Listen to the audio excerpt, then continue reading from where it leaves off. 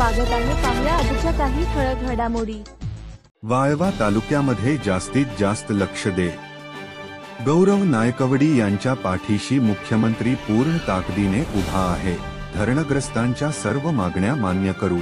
क्रांतीवीर नागनाथ अण्णा नायकवडी महामंडळाची स्थापना करू, असे प्रतिपादन महाराष्ट्राचे मुख्यमंत्री एकनाथ शिंदे यांनी वाळवा येथे सांगितले।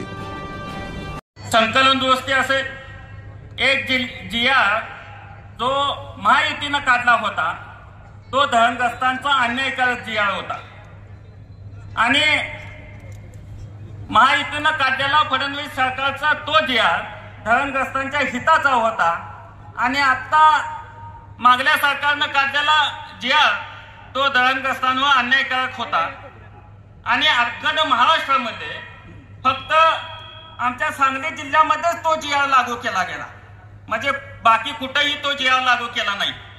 धरणग्रस्तावर अतिशय अन्यायकारक इथं काम होतं। इथं ह्या तालुक्यामध्ये आतापर्यंत मोठी मोठी मंत्रीपद येऊन गेली, पण धरणग्रस्तांचा कधीही प्रश्न सोडवायची भूमिका इथं राहिली नाही। साहेब, आम्ही कायमच 3 इलेक्शन झालं महायुती बरोबर आहे आणि हे काम करत असताना आम्हाला कायमच त्रास दिला जातो। एक की 302 पासून केसेस टाकायचं काम इथल्या स्थानिक नेत्यांनी केलं।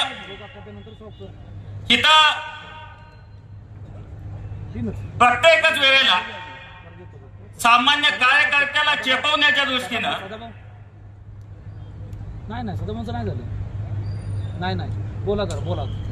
सामान्य कार्यकर्त्याला चेपवण्याच्या दृष्टीनं केसेस टाकल्या जातात आणि शासकीय ऑफिसमध्ये दमवलं सुद्धा जातं। अजून सुद्धा साहेब ह्या ठिकाणी सगळे इथले अधिकारी सुद्धा इथल्या स्थानिक नेत्यांचं ऐकून काम करतात।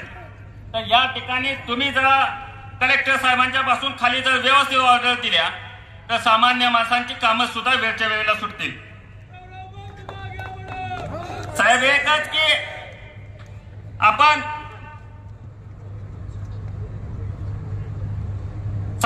की आपण अतिशय ताकद हुतात्मा संकुलाला आम्हाला तुम्ही द्यावे।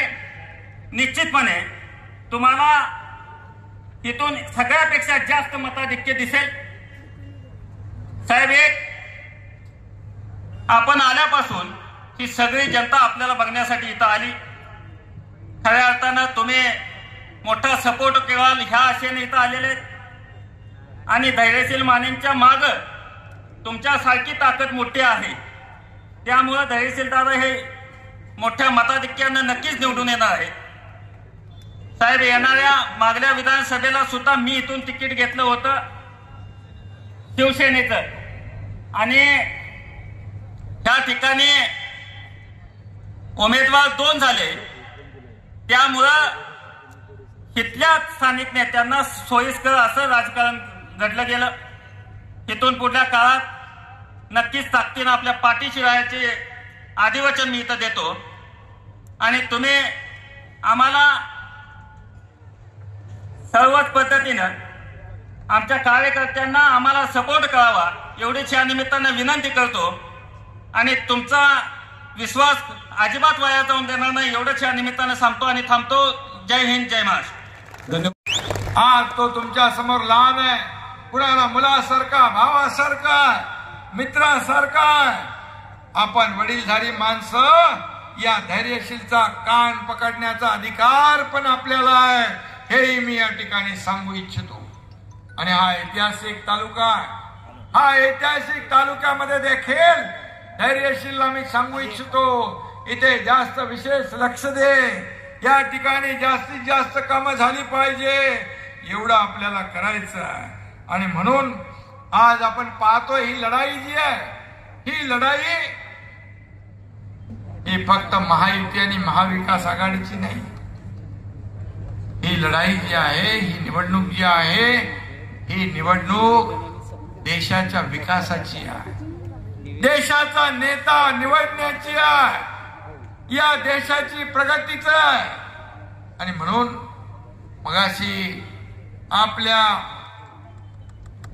विनय कोरेजींनी सांगितलं का पाहिजे मोदीजी, त्यांच्या सभेमध्ये देखील एक फलक होता. सभेमध्ये पाहिलं मोदी मोदी मोदी करत होते. याचं कारण एकही दिवस सुट्टी न घेणारा प्रधानमंत्री, ते पण 10 वर्षात. अरे थोडं गरमी झाली, उन्हाळा झाला तर परदेशात थंडगार हवा खाणारा कुठं, आणि 24/7 या देशासाठी जीवन अर्पण करणारा कुठं. आज आईचं दुःख असताना तात्काळ देश सेवेला निघालेला प्रधानमंत्री कुठं, आणि परदेशात जाऊन आपल्या देशाची बदनामी करणारा कुठं. याच्यातला फरक आपल्याला समजायचा आहे. ताज्या घडामोडी पाहण्यासाठी MS मराठी न्यूज चॅनेलला लाईक करा, सबस्क्राईब करा आणि शेअर करायला विसरू नका. धन्यवाद.